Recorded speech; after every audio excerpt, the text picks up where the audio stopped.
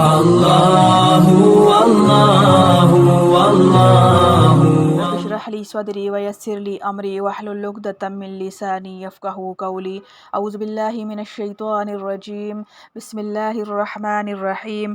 قد كان لكم آیة فی فئتین التقطا. بے شک گزر چکا ہے تمہارے سامنے ایک نمونہ دو فوجوں میں جن میں مقابلہ ہوا. فئۃ تقاتل فی سبیل اللہ، ایک فوج ہے جو لڑتی ہے اللہ کی راہ میں.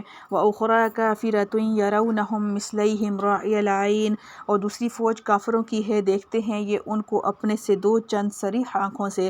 واللہ یؤید بنصرہ من یشاء، اور اللہ زور دیتا ہے اپنی مدد کا جس کو چاہے. ان فی ذلک لعبرۃ لأولی الابصار، اسی میں عبرت ہے دیکھنے والوں کو. ربط آیات. پچھلی آیات میں کفار کے مغلوب ہونے کی خبر دی گئی تھی، اب اس آیت سے اس کی ایک مثال بطور دلیل کے بیان فرماتے ہیں. خلاصہ تفسیر. بے شک تمہارے استدلال کے لیے بڑا نمونہ ہے دو گروہوں کے واقعہ میں جو کہ باہم بدر کی لڑائی میں ایک دوسرے سے مقابل ہوئے تھے. ایک گروہ تو یعنی مسلمان اللہ تعالیٰ کی راہ میں لڑتے تھے، اور دوسرا گروہ وہ کافر لوگ تھے، اور کافر اس قدر زیادہ تھے کہ یہ کافر اپنے گروہ کو دیکھ رہے تھے کہ ان مسلمانوں سے کئی حصے زیادہ ہیں، اور دیکھنا بھی کچھ وہم و خیال کا نہیں بلکہ کھلی آنکھوں سے دیکھنا جس کے واقعی ہونے میں شبہ نہیں تھا. لیکن کفار کے باوجود اس قدر زیادہ عدد ہونے کے پھر بھی اللہ تعالیٰ نے مسلمانوں کو غالب کیا، اور غالب اور مغلوب کرنا محض قبضہ خداوندی میں ہے. اللہ تعالیٰ اپنی امداد سے جس کو چاہتے ہیں قوت دے دیتے ہیں. سو بلا شک اس واقعہ میں بڑی عبرت ہے اور نمونہ ہے دیکھنے والوں کے لیے.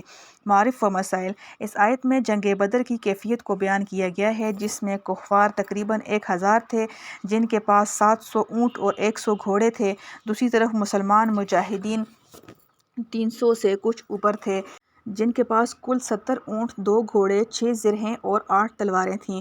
اور تماشا یہ تھا کہ ہر ایک فریق کو حریف مقابل اپنے سے 2 گنا نظر آتا تھا، جس کا نتیجہ یہ تھا کہ کفار کے دل مسلمانوں کی کثرت کا تصور کر کے مرعوب ہو رہے تھے، اور مسلمان اپنے سے دگنی تعداد دیکھ کر اور زیادہ حق تعالیٰ کی طرف متوجہ ہوتے، اور کامل توکل و استقلال سے خدا کے وعدہ ان یکم منکم مئۃ صابرۃ یغلبوا مئتین پر اعتماد کر کے فتح و نصرت کی امید رکھتے تھے. اگر ان کی پوری تعداد جو 3 گنی تھی منکشف ہو جاتی تو ممکن تھا خوف طاری ہو جاتا، اور یہ فریقین کا دگنی تعداد دیکھنا بعض احوال میں تھا، ورنہ بعض احوال وہ تھے جب ہر ایک کو دوسرے فریق کی جمعیت کم محسوس ہوئی جیسا کہ سورہ انفال میں آئے گا.